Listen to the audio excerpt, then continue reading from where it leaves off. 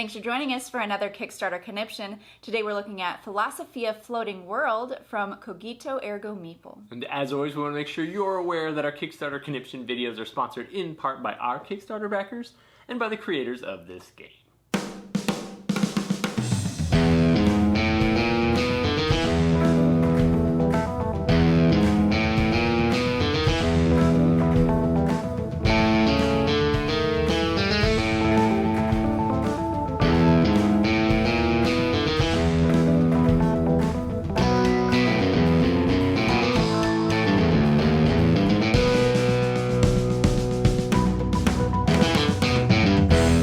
And thanks for joining us at Tantrum House Studio 3. I'm Will Meadows. And I'm Sara Meadows, and today we're looking at Philosophia Floating World. This is from designers Joseph and Madeline Adams, and art is from Hiroshige and Hokusai. Philosophia is an I-cut-you-choose deck-building set collection game for 1 to 6 players. It takes about an hour to play. We were able to get our hands on a prototype copy, so let's take a look at how it's played. To set up the game, lay out the main board, shuffle all the decks of cards, and lay them out on the indicated locations. Place the Ganbaru tokens on the board, reveal 5 season cards, and place the Time, Builder, and Money tokens nearby. Give everyone their player board and character card, their starting items, starting deck, and miniatures. Then, give each player 2 location tokens, one to serve as their secret location, and the other as a decoy. And then, you're ready to begin. During the draw phase, everyone will draw 6 cards from their deck and hand them to the player on their right. That player will immediately discard 1 card and will cut the remaining cards into 2 piles and hand them back to the player. Everyone will then simultaneously choose which stack of cards to play with and will place the other stack in their discard pile. They may then collect tokens or may purchase cards based on the icons shown on their cards. Players can purchase more season cards to add to their deck, gain wisdom cards, purchase weapons and additional action slots from the shop, build Shinto shrines and pagodas, attack monsters, or search locations on the map. Fulfilling these actions makes it possible for the player to gain Ganbaru tokens, which will move them 1 step closer to victory, but will also force them to cover up available actions on their board. Once everyone has played their cards and spent their tokens, players will draw 6 new cards and begin the process again. The first player to determine another player's secret location and gain 2 Ganbaru tokens, or the first player to gain all 4 Ganbaru tokens, wins.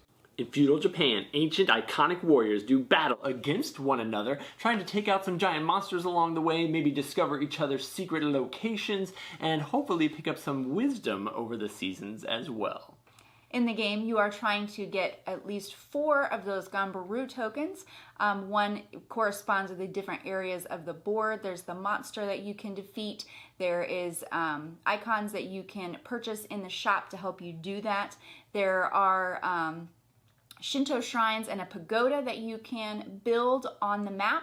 And then there's also wisdom cards to pick up. Now, the primary mechanic in the game is deck building. You're going to be drawing cards off of your deck, playing through those, discarding them, adding more to it, and then shuffling it back at the end of the game. One of the interesting additional mechanics in the game is an I split you choose. So you actually draw your 6 cards, hand them to the player on your right. They're going to look at those, discard obviously the best one so that you're left with less good cards every single time. And then they're going to split those cards into typically 2 and 3, unless you have special cards in your hand, and then pass it back to you. So now you've got to be, first off, you've got to be paying attention to what the people beside you are doing so that you don't give them the cards that they really want. And then you've got to be trying to stack your deck so that even if they give you a 2-card choice, that the icons on those cards are the actions that you really want to take. Yeah, and some of those actions will, those actions on your board are things like purchasing things at the shop so that you can defeat the monsters and so on.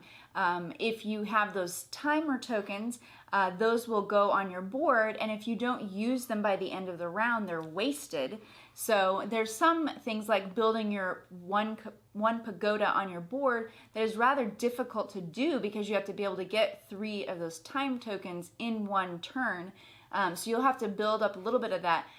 One way to do that I think is a key in a lot of deck builders is trashing some of those cards in your hand. If you don't do that, it makes it really difficult because you have some cards that aren't worth as much that you start with that will water down your deck. And yeah, there's some interesting strategy approaches in the game, because as you start to accomplish those goals, you've got to use those tokens to cover up available actions on your board, which is kind of a great little catch the leader mechanic. Keeps you from having all the options once you start to have that lead. The first token you want to cover up is that trash token, because you don't think you're going to need it, but as anybody who plays deck builders knows, you've got to be able to weed out some of the garbage cards from your hand, some of those starting cards, before you can really start to make traction in the game.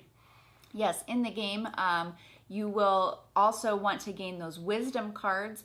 That also has an interesting mechanism of you can only have 4 at a time, but they are spent when you build your building. So you have those Shinto shrines in your pagoda that you'll have to spend those. So you'll need to be able to keep getting more as you go along. Now, obviously, we're looking at a prototype copy of the game. The miniatures and everything are not finalized. The card art, obviously, everything could be potentially changed. So be sure to check out their campaign. The game does feature boards, cards, minis, like all kinds of different pieces. So if it looks like the type of game that you'd be interested in, then definitely check it out on Kickstarter right now. And as always, thanks so much for liking, following along, and commenting on our videos here at Tantrum House.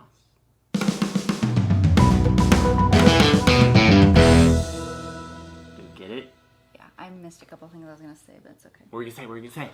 The 6-player board will be different. And Oh, did you say that in the previous take? I did. In ancient Japan, Jige and Hokusai. this is I cut, you choose. Locations, or maybe you are trying to, I don't know what else you can do on that board. In the floating world of Philosophia,